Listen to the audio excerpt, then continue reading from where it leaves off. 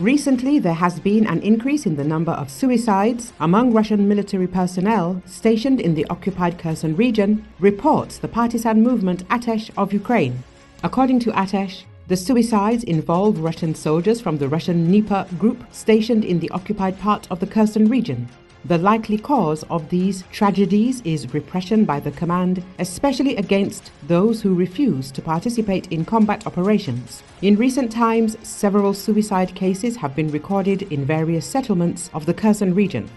2 weeks ago in Hola Prystan, a young man who had recently signed a contract with the Russian Ministry of Defense hanged himself, likely not fully aware of the consequences. In Kalanchak, another soldier shot himself after learning he was being transferred to an assault unit, reports ATESH. In Skadovsk, another Russian soldier took his own life by drowning in the sea. Initially, the command tried to portray it as an accident, but later it became known that the soldier had been tortured by his commander beforehand. The cause of this mistreatment was the soldier's refusal to participate in combat on the Dnipro Islands. Earlier, partisans reported panic within the Russian Dnepr military group. According to an agent from the organization, Russian officers received orders to prepare for an offensive on the right bank of the Kherson region. Earlier, Andriy Yusov, spokesman for Ukraine's defense intelligence, said that the number of suicides among Russian officers has increased significantly since the Russian full-scale invasion of Ukraine began. The number of suicides among the Russists and Russian officers has increased since the start of the full-scale invasion and increased significantly.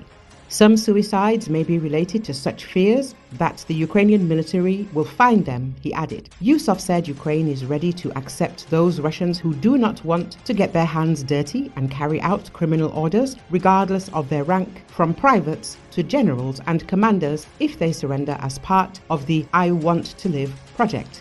Recall, I Want to Live is a Ukrainian state-run initiative where Russian servicemen are offered an opportunity to surrender to the armed forces of Ukraine. Yusov is sure that this is the best and safest way out of the situation for Russians. We guarantee treatment in accordance with the Geneva Conventions and international humanitarian law, despite the fact that we are talking about murderers and aggressors. This means guaranteeing that surrender will lead to captivity, Yusov assured.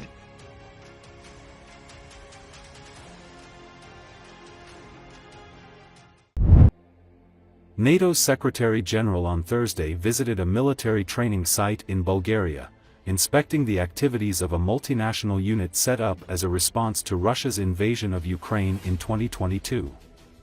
Mark Rutte told reporters it was important to ensure that the alliance continues to provide military assistance, training and advice to Ukraine so that Ukraine can one day start peace talks from a position of strength.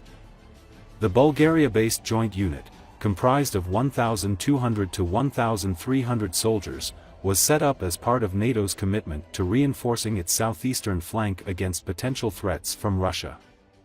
Half of the soldiers are from Italy, while the rest including troops from the United States, Albania, Bulgaria, Croatia, Greece, Montenegro, North Macedonia and Turkey. The unit is expected to grow eventually to a brigade of up to 5,000 troops.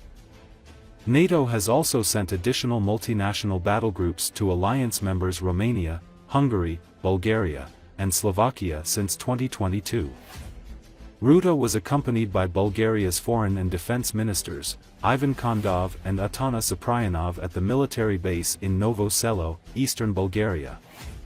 He urged all NATO allies to spend more on defense and boost their military production.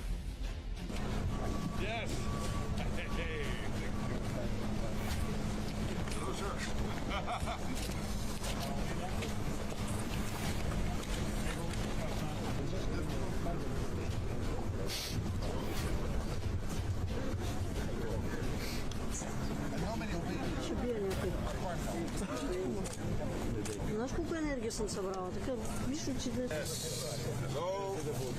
to see you. Hi, pleasure. How are you doing?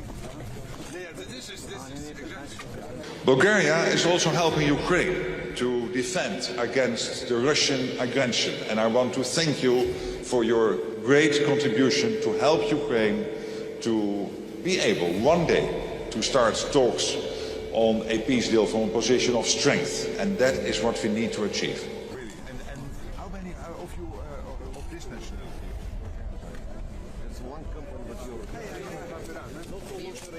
Nice to meet you. Hi.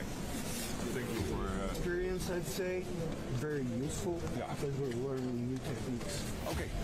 on how to handle So things. it mingles easily with the other nationalities? Absolutely, yeah. That's good to hear.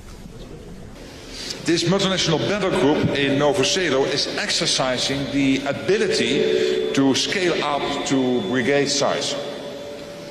Тази многонационална бойна група в Ново село работи в посока да се разрасне до размер на бригада, до състав на бригада. Supporting NATO's security on the eastern flank. И по този начин да може да оказва още по-голяма подкрепа на осигуряване сигурността на НАТО по източния фланг. And sending a clear message that we are there to defend our nations together. There's not many places where you can do that. Yeah, impressive. Thank you. The same organization, 25mm, second machine gun, and the. So nice to meet you. Hello. Thank you for everything you're doing here. Hi, good to see you. Pleasure to see you. Thank you for your service. Absolutely. So this is what you're doing? Radio devices.